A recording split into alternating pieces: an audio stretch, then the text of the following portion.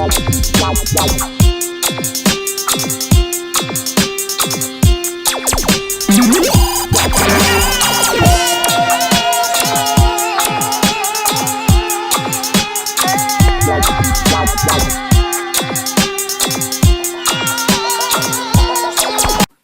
everybody, so today I'm going to be doing a tour review on the Godzilla 1964 SH Monsterarts Godzilla figure. So first, let's take a look at the packaging. So here's the packaging.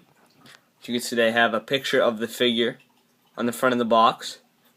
Got SH Monsterarts right there, their logo. You got the Godzilla 2013 logo. Some warnings. So this is one reason why I love getting these figures. These boxes are just outstanding. On top, Godzilla 1964, and then you got a little picture of Godzilla. On the side, you just got Godzilla going down the side. On the back, you have a whole bunch of pictures of the figure, which they all look amazing. Very nice pictures, and then you got to read up about Godzilla 1964 in Japanese right there. On the side, you get the black and white picture of the figure, Godzilla, and then Godzilla in Japanese.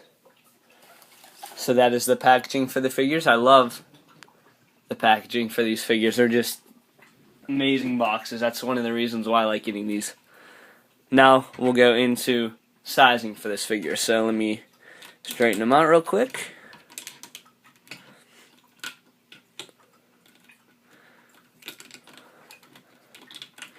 Troy's pretty much straight.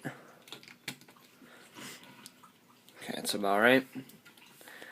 I'm bringing in the Heisei Godzilla, and you can see that the Heisei Godzilla towers the Godzilla 1964. Put them face to face. See, Heisei Godzilla is definitely at least a head taller than Godzilla 1964. Next, let's get into some articulation for this figure. So, one thing that I do hate about the SH Monsterarts figures is whenever you move them around and point their head up or something like that, I'll show you, their joints fall off. I mean, it is an easy fix. You just plug it right back in, and there you go. I mean, it's in there. But that just gets annoying whenever you're trying to pose them to look straight up. So, articulation, you can see his neck. There is a swivel right there. Tons of articulation on this guy. There's 3 points of articulation just right there in his neck. You got a panel right there that looks up and down. Another one, his mouth opens and shuts. If I can get it, that's another thing that bothers me. I can't always get it. In the morning, I'm going to scratch the paint. His mouth opens and shuts. You can see right there. Once again, this does look to the side as well. Arm articulation. You can get his arm straight out. You can get a bend. You can move it. There's 1, 2, 3, 4 parts of articulation in his arm. Move on to his stomach, which is it's the same for this side. His stomach, you got a rocker right there, which also goes side to side. His legs, they kick very high. So you could have them sitting there if you would like to. Kick very high. You can rotate it 360, but I don't want to make the joints really loose. And then 2 joints in his knee. And then very cool foot articulation. I like this foot articulation a lot. If I could focus in on it.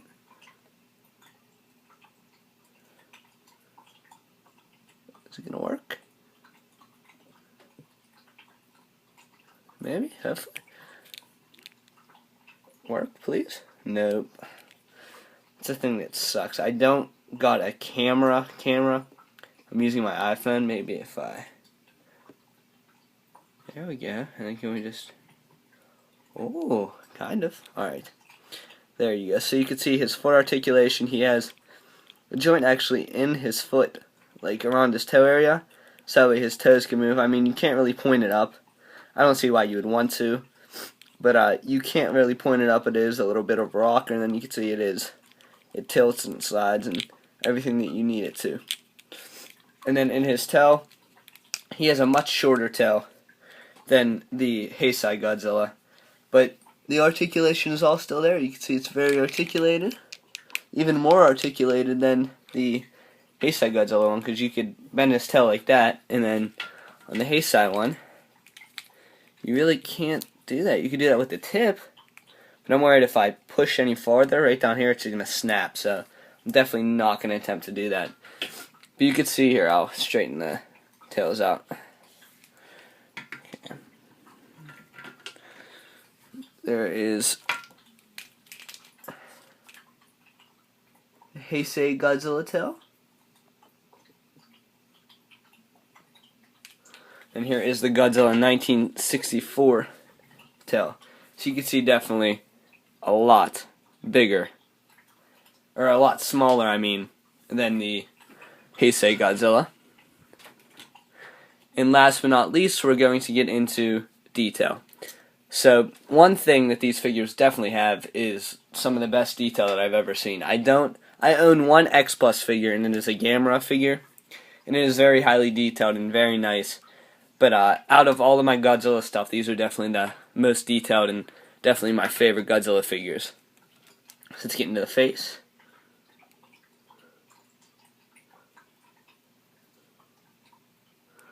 You can see just a very menacing looking Godzilla face right there. Very, very mean looking. And in his mouth, there's a whole bunch of like crumb and detail, and just amazing figure. One thing that does suck, I don't know if you can see it on camera, you can see that there really isn't a black dot in that eye, which I think that looks very nice.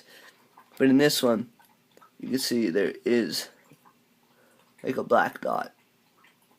So I mean, it is there, but it seems like they put another clear coat on this side, and it kind of like messed up the pupil. So I don't know, it kind of looks like my one Godzilla got a messed up eye. But I mean, what are you going to do? See all of his scales, nose, see all the little Godzilla patch. You got little yellow patch right there on his stomach.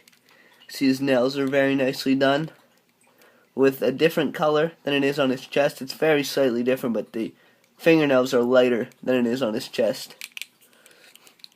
See on his knees as well, and on his toes, which he has some very nice toes. You can see on the Heisei Godzilla, he has 4 and only 3 on the 1964 Godzilla. But that's movie accurate, and you can see they're a bit of different color, but I like the 1964 toenails better. And toes in general better. On the back, see all of his spines, which are very nice. You can see all the craters and divots in them. Very, very cool. Going all the way down to the very tip of his tail, which still the color pattern goes, and then it goes all the way to the tip of his head. And you can see little brown spots on his like eyelids. So this is a very, very nice figure. I got a few complaints about him, but I mean nothing really big. Like I said, the paint on my one eye, that kind of sucks. The articulation with some of the joints popping off, I really don't like that too much. And about how you really can't get the mouth open. But other than that, this is definitely a very nice figure.